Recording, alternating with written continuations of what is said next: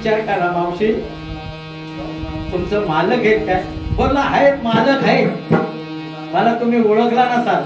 नाही बोलली, बाबा तू कुठल्या गावचा, कुठून आलायस, मला काय घेणं देणं नाही, पण मी काय तुला ओळखले नाही, पण तू माझ्या दरवाज्यात आलास म्हणून मी तुला अर्धी भाकर आणि पाण्याचा तांब्या दिला. नाही बोलतो तुमच्या मालकांना जरा बोलवा. म्हातारा आला काठी टिकीट टिकीट. काय रे भाऊ? बोलला तुम्हाला काय पाहिजे ते मागा. बोलला काय करता तू, काय देणार मला? सकाळपासून चुना नाही. काय मागितलं म्हाताऱ्या? सकाळपासून मला चुना नाही. तर मला जर चुना पैसा दिलास तर बरं होईल. त्या अख्खा गाव त्या चुन्यासाठी त्या छत्रपती शिवाजी महाराजांनी त्याला अख्खा गाव बक्षीस दिला. तिथला वतनदार तो म्हातारा आहे, त्याची वंशज आहे, आणि त्या गावाला चुने वाटली. म्हाताऱ्यानं काय मागितलं? चुना.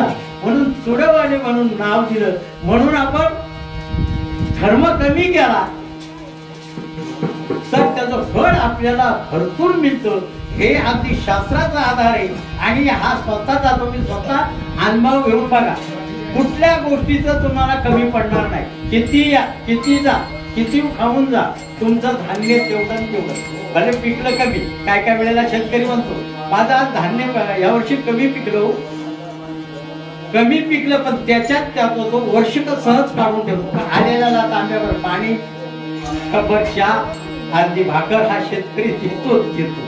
शेतकऱ्याच्या घरना उपाशी सहसा माणूस जाईल नाही. काय काय खडूस असतात, काय सगळी हाताची पाची बोटं सारखी नसतात, पण त्यातल्या त्या शेतकऱ्याच्या घरना माणूस इन्मुख जात नाही.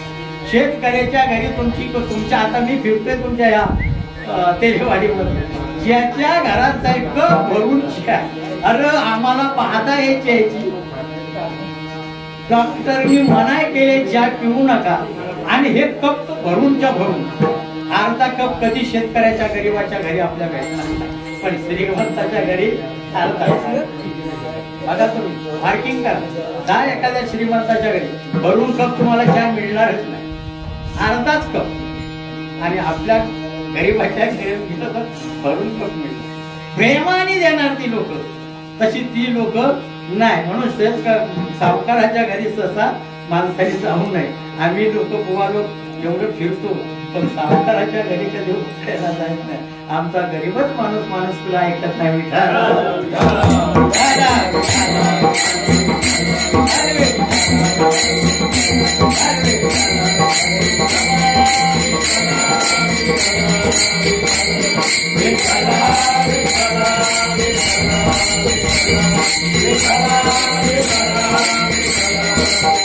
म्हणून मला सांगायचं तात्पर्य की बाबा जेवढं तुम्ही उपकार करा, जेवढा तुमच्या हातून धर्म होईल तेवढी तुमची संधी त्याच्या दुप्पट संधी.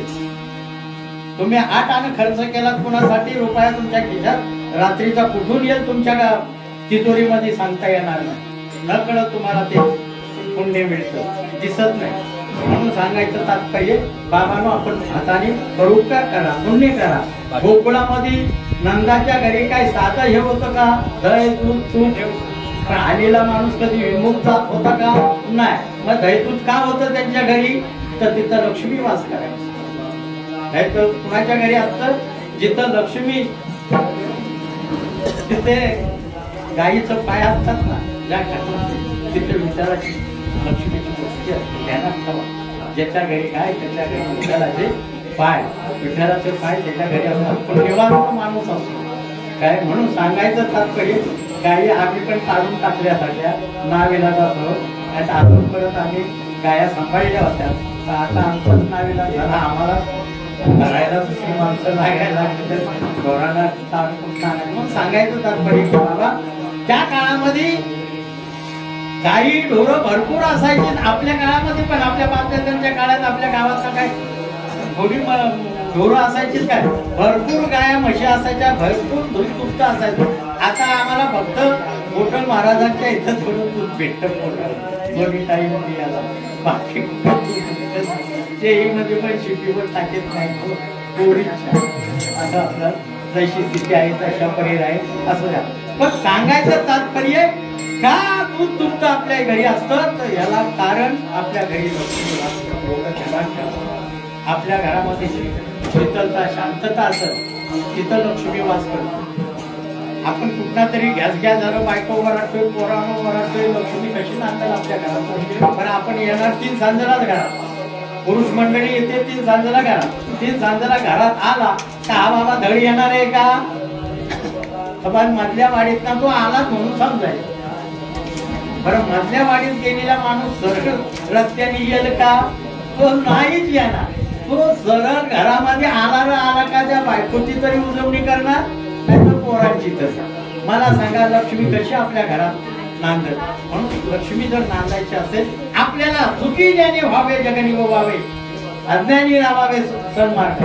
सुखी जर तुम्हाला व्हायचं असेल तर बाबांनो आपल्या घरात पहिलं आधी प्रपंच करावा नेटका, परमार्थ व्हावा. आपला प्रपंच जर व्यवस्थित असेल, आज भगवान बुवा तुमच्या समोर एवढ्या वर्ष दिसतो का? दिसतो का माझा प्रपंच व्यवस्थित होता, माझी पत्नी व्यवस्थित होती, पाहिजे तेवढा संसार करत होता, मला येण्यासाठी माझी खा पिया 3 टाइम खा 4 टाइम खा, मजेत राहा. शेताचा बाण मला कधी म्हणजे दाखवला नाही. त्याचं काम असलं जायचं नाही असं नाही, पण एवढं हाताने एवढं केलं पाहिजे किंवा तिथं तुम्हाला आलं पाहिजे असं कधी झालं नाही. त्यामुळे मी सुतार सुटली लागली परमार्थासाठी सुतार सुटली. म्हणून मला आज तुमच्या समोर मी उभा होतो. नाहीतर जर प्रपंचामध्ये मी गुंतून राहिलो असतो, मायेमध्ये गुंतून राहिलो असतो तर बाबा आज मी तुमच्या समोर दिसतो. म्हणून महाराजांनी सांगितलंय माया छांड छांडो रे अच्छा भांड भांडो रे, माया छांड छांडो रे अच्छा भांड भांडो रे, माया छांड छांडो रे अच्छा भांड भांडो रे, माया छांड छांडो रे अच्छा भांड भांडो रे, अच्छा भांड भांडो रे, अच्छा भांड भांडो रे, अच्छा भांड भांडो रे, अच्छा भांड भांडो रे, माया छांड छांडो रे अच्छा भांड भांडो रे, माया छांड छांडो रे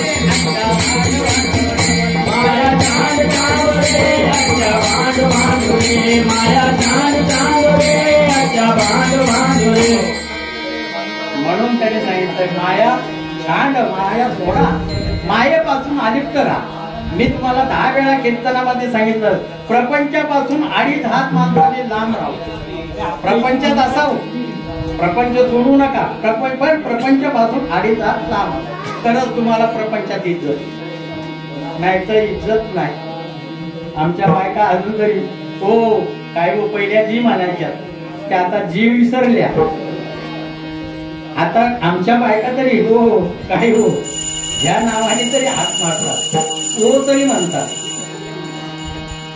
पण आता ज्या आमच्या पोरांच्या बायका हे परशिया नवरी आला. आमची संस्कृती आम्ही बोंबलून सांगतोय कीर्तनकार बुवा, पती हा स्त्रीला परमेश्वर, पती हा देव, पती हा गुरु, आणि त्या गुरुला ही बया हे परशिया. अरे तुला सांगितलं होतं ना त्याची भांडी घासाय, हा बाबाला घेऊ हो हो घासतो घासतो. अरे आशिल्याचं थोबडं बघू नये याला पुरुषा म्हणतात, पुरुषा म्हणतात. अरे म्हातारा अजून दरवाजात पाय पडला तर म्हाताऱ्या खडबडल्या पाहिजे. आला बाबा वाघ वाघासारखं. आता तसं राहायचं नाही. त्याला काळ बदलला, काळ बदलला नाही, आपण बदललो. काळ बदलला नाही, आपण बदललो. आपणच नीती सोडून दिली. ज्यांनी नीती सोडली ते गडबडलं आयुष्यामध्ये. म्हणून सांगायचं तात्पर्य बाबांनो आपल्या सेवेसाठी घेतलेला आपण जगद्गुरु संत तुकोबारायांचा, कारण वेळ आपला संपत आलाय. 11:30ला हे काळ्याचं कीर्तन उरकलं पाहिजे. 11:30 झाले, त्यासाठी आपला मी जास्त वेळ घेत नाही. आणि काय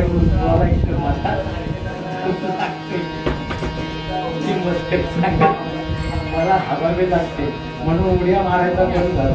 कारण त्या घेण्याचं एवढं वजन होतं की त्याला मला घेऊन उडीच मारता यायला, नाचताच यायला. आवड वाटते मला नाचायची, नाचवायची, पण आता तेवढं स्मरण म्हणजे शक्ती राहिली नाही. त्याच्यामुळे गंमत आहे. आपल्या सेवेसाठी घेतलेला आहे. श्रीकृष्णाने गोकुळामध्ये अवतार घेतला. कशासाठी घेतला? धर्म रक्षावया.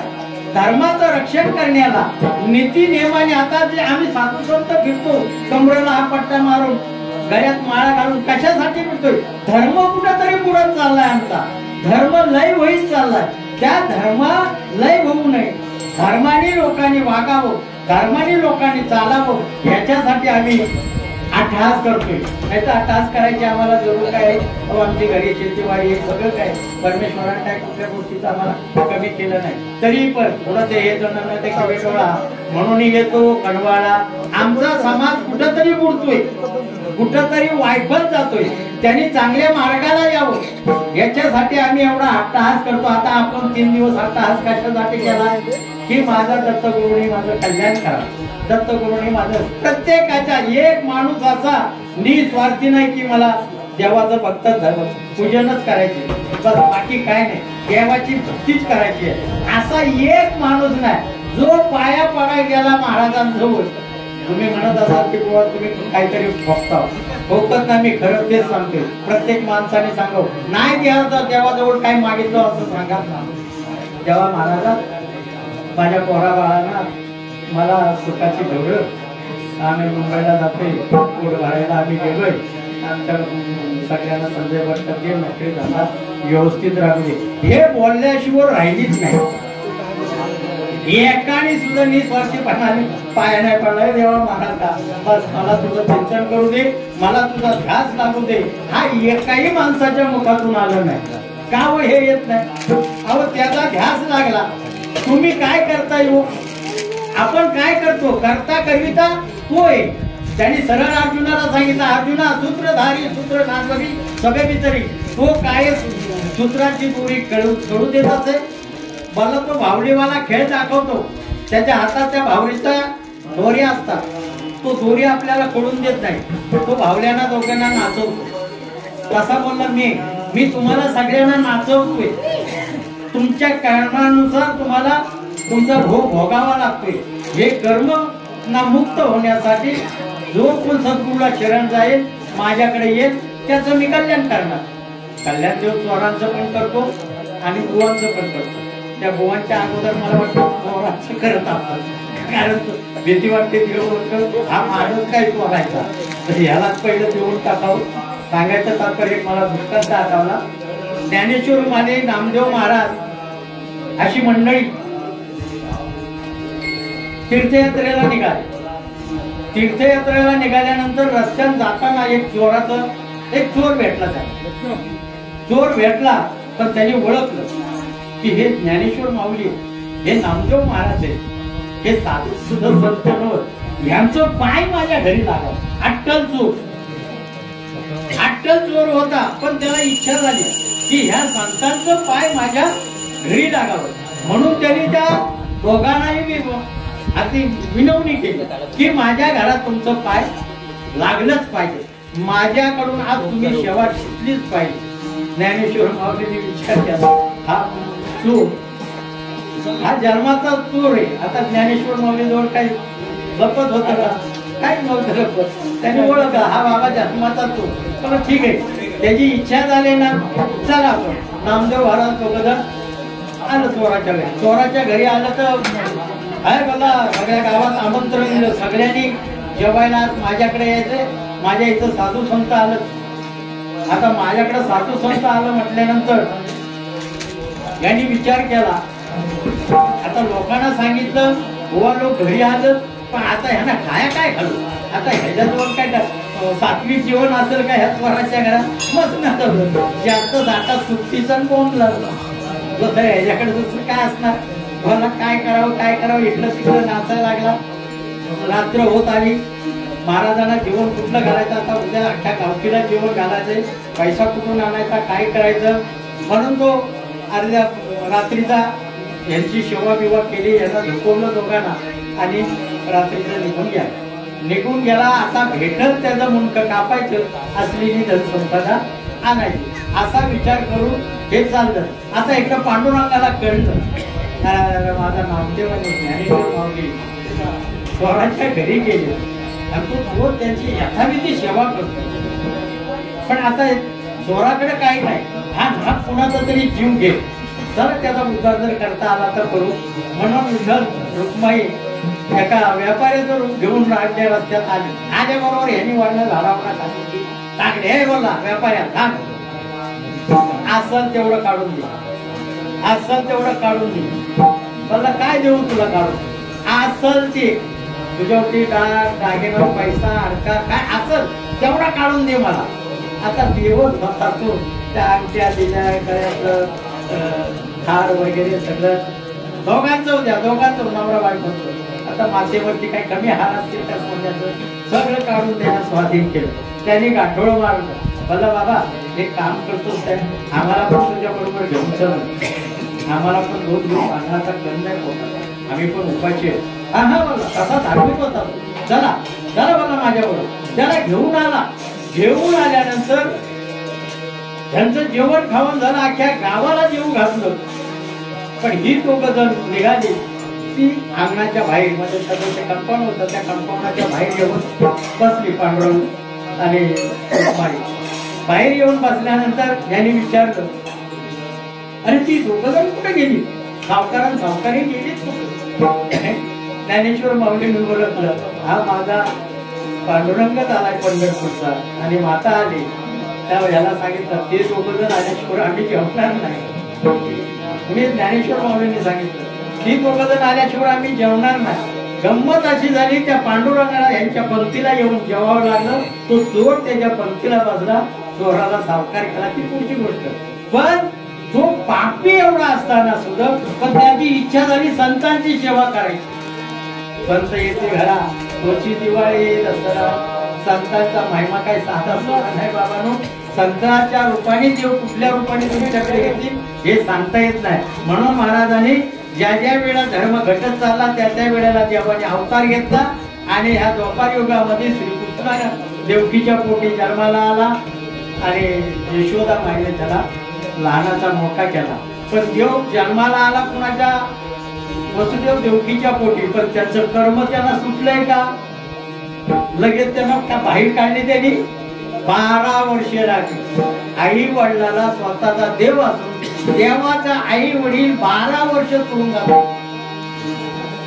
किती वर्ष 12 वर्ष तुरुंगावर जन्माला आल्यानंतर वेळ आला तर देवाला सामर्थ्य होत्या त्यांनी लगेच काढल्या पण आपल्या माणसाचं कर्म कुणाला सुटणार नाही कर्म आडवं येतं आणि ते आपल्याला भोगावं लागतं आता काय काय आपली लोक मी सगळं काय करत असताना मला कशाला भोगायचं अरे तुझी पाठीमागची केलेली कर्म भोगा येतात आल्याशिवाय राहतील काय म्हणून सांगायचं तात्पर्य बाबा शेके बांधलेले दुरी होतो तिघांच्या मग हा श्रीकृष्ण गोकुळामध्ये जन्माला आला गोकुळामध्ये खेळ करता करता करता हा नटकत होता काही साधा सुद्धा नव्हता कारण राम अवतारामध्ये 1 पत्नी 1 वचनी होता पण कृष्ण अवतारामध्ये 1 वचनी 1000 पत्नी कृष्ण अवतारामध्ये कसा होता 1 वचनी 1000 पत्नी राम अवतारामध्ये 1 वचनी 1 पत्नी राहिला 1 बाणी राहिला असा द्वापार युगामध्ये त्यांनी अरे आपला कारभार बदलला गेला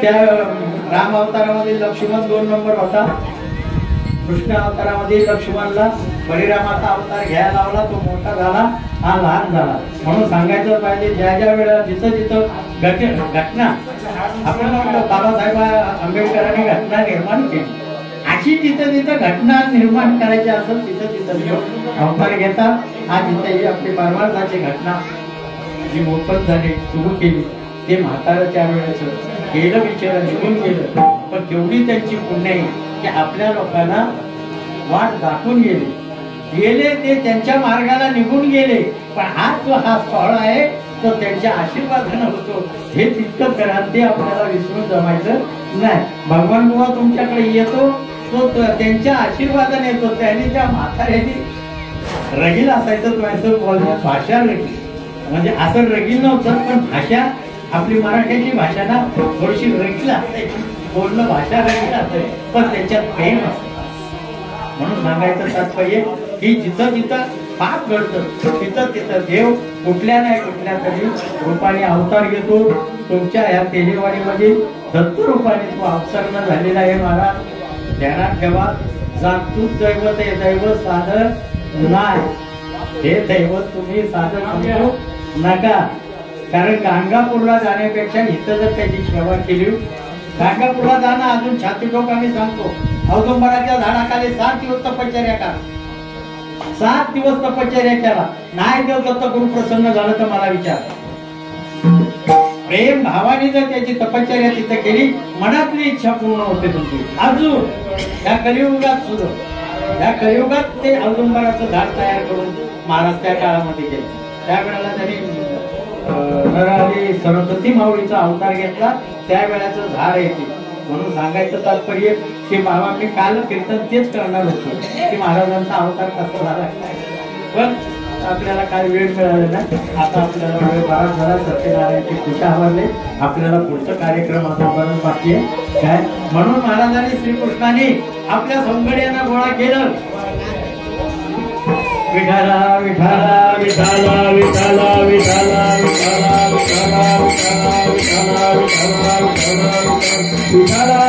विठाला विठाला विठाला सौंदर्यानं गोळा केलं. आणि लोक काय म्हाताऱ्या विचित्र असतात गावातल्या आपल्या. काय पोरांनी मस्ती नाही केली तर म्हणतील त्यांनी मस्तीच केली. आमच्या तिकडे एक म्हातारा होता, श्रीपत सरकारने जेवढाच्या समोरच्या पोरं नुसती अंगणात गेलीत ना का ह्याच्या मस्तकाची उठले. मला काहीतरी पोरांनी केलं, काहीतरी केलं. आता एवढ्या गावातल्या पोरांचं फक्त माझ्या पोरग्याचं नाव घ्यायचं.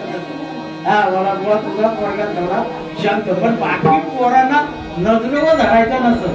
पण मग ही पोरं काय करायची, त्याचा पोपया ठेवायचे नसत, त्याचा फणस ठेवायचे नसत, त्याला चाकायला म्हणून काय ठेवायचे नसत. त्याच्याबरोबर रात्रीची जोरायची. दिवसाचा हा बघायचा ना, रात्रीची जोरायची पोरच ती हो.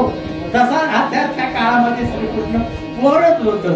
आणि पोरं करत असताना ते आपल्या सौंदर्यानं गोळा केली. कारण तो खेळ करायलाच आला होता, खेळ दाखवायला आला होता, लोकांचा उद्धार करण्याला आला होता. जर त्यावेळेला त्यांनी काळा केला नसता तर आज हा आपल्याला इथं काळा दिसला नसता. कारण काळ्यात हा काळा का करावा, काळ्याच्या आशे देव जळी झाले मासे. देव माशाच्या रूपाने पाण्यात येऊन बसतात. आणि एक तरी माणूस प्रसाद खाल्लेल्याचा शीत पाण्यामध्ये आणून धुतलं तर ते एक शीत जर आम्ही खाल्लं तर आमचा उद्धार होईल. म्हणून काळ्याचा प्रसाद टाकून कधी जाऊ नये. आता हे आपली चाकरमानी वगैरे आली वास्तविक त्यांनी काळ्याचा प्रसाद केल्याशिवाय जाऊ नाही. घर खाऊ सोडू नये, कधी ध्यानात घ्यावं. मला 1-2 वेळा मी काळ्याच्या कीर्तनाला राहिलं नाही तर मला ते दुःख झालं. काळ्याच्या प्रसादासारखा प्रसाद महाप्रसाद तुम्हाला कुठं कधी मिळणार नाही. म्हणून जरा काळ्याचा प्रसाद करून जावं. म्हणून आज आपल्याला त्या काळामध्ये श्रीकृष्णाने आपल्या सौंदर्यानं मिळून काला केला. काला कसा केला, शिके बांधी गेले तुम्ही होतो तिघांच्या. आपला शरीराचा भाग किती आहे कोण सांगेल काय हो. आपल्या शरीराचा भाग किती आहे, 3. आपल्या शरीराचा भाग 3 आहे. त्यांनी काय सांगितलं, होतो तिघांच्या मीवर. शिके बांधी गेले तुम्ही होतो तिघांच्या मीवर. आपलं शिक कुठे आहे, तिघांच्या वर आहे, होतो तिघांच्या मीवर. आता हे या देहाचा उद्धार करण्यासाठी हे सगळं करावं लागतं आपल्याला. हे शिक्क बांधावं लागतं. कारण का तुमच्या ह्या शिक्कामध्ये आध्यात्मिक गोष्टी आपण जात नाही जास्त, पण कमीत कमी तुम्हाला सांगतो आपला असं शिक्क कधी बांधतात हो, शिक्क कधी बांधतात असं जय राम श्रीराम जय राम श्रीराम हे बांधतो ना आपण. काय हे का बांधतो, तर त्या दिवशी त्या माणसाच्या देहाचा काळा झालेला असतो. विठाला विठाला विठाला विठाला विठाला विठाला विठाला विठाला विठाला तसा आपल्या सगळ्यांचाच काळा होणार आहे. तो काळा होण्याच्या अगोदर ह्या काळ्याचा प्रसाद खा, तरच तुमचा उद्धार होईल, नाही तर उद्धार होणार नाही. म्हणून सांगायचंय श्रीकृष्णाने आपल्या सौंदर्यानं गोळा केली आणि आपला भांडीवरती बांधली, शिकवरती बांधलं, तिघांच्या वर उभा राहिला. आणि मग त्यांनी सगळ्या आपल्या सौंदर्यांना सांगितलं तुम्ही वारेक दोहीकडे मुख पसरूनकडे. मी बोलला आता ते शिकत जोडतो त्याच्यातनं दही बाहेर पडेल. दही पारी पडल्यानंतर ते सांडर खाली सांडताना तुम्ही आ वाचून बसा, म्हणजे त्यातलं पडलेलं दही तुमच्या तोंडात पडत. जे कोणी हात वरती केलं त्यांच्या हातातून वरंगळ व्हायला लागलं. त्यावेळेला त्याने सांगितलं, वाहती त्या धारा सोयीच्या कोकळा. कोणी हातातून ते दही दूध वगैरे तूप सांडायला लागलं. त्यावेळेला मला असं नाही होत तर पूर्वी लोका टाकायचं दही दूध. मी पण दुधाची भात तुम्ही खाल्ला हिंदवर वाटकाला नाही. त्या काळामध्ये हातावरती गुळ चिकटवायचं, गुळ अख्ख्या गल्लींसाठी लहानपणी. कारण त्यावेळेला हे असलं कायनू बायनू खायला मिळत नव्हतं. काय मिळालं तर भारीचं गुळ. मग ते रडायला लागलो किंवा त्रास द्यायला लागलो का गुळाचा खडा आमच्या आत्या हे मिळाला चप तुझ्या माड्या बोलताना काय सांगली ते चेक मिळेल तुझ्या माड्या. आता तो गुळाचा खडा टाकताना तो चिकटवला हातावर अख्ख्या गलींसाठी, अख्ख्या गलींसाठी. आता तुम्हाला पोराला शेबूड कुणाला दिसतो? त्यांच्या पोराला दिसतो का तुमच्या पोराला शेबूड? हे आमच्या काळामध्ये लय शेबूड. अगं बाया बाया बाया बाया हे इतना किटन हे का तुमच्या पोराला शेबूड नाही सांगा? अरे तुमच्या भातावरती पियाचच नाही. जेव्हा बीड खताचं अन्न भात आला का रस कड आला का त्याच्यात पेज बाहेर पडायची ना, अगं ताकद असायची. पेजवरती पोरांना पोसायची. ज्यांच्याकडे दूध नव्हतं ते खेळात पासून पोरांना लहानाची मोठी करायची. एवढी पेज मध्ये ताकद होती. आता तुमच्या भातावरती पेज येते का? नाही. मग तुमच्या पोरांना शेवूर कुठलाही तेव्हा चरबी वाटतात आपल्या लोकांना, आमच्या जिल्ह्याच्या लोकांना चरब्या नाही वाटतात. नाही तर याच्यापूर्वी मी किती नाचायचो काय अंगामध्ये चरबी हिट असायची, कारण लहानपणी मध्ये प्याज खाल्लेली असलं खाणं खाल्लेले. आता आमच्या कारकिर्दीमध्ये आपण म्हणून सांगायचं तात्पर्य की वाहती त्या धारा दोईच्या कोपरा. त्याला तुम्ही भाडे दोईकडे मुख पसरून निघाले कुठं गेले या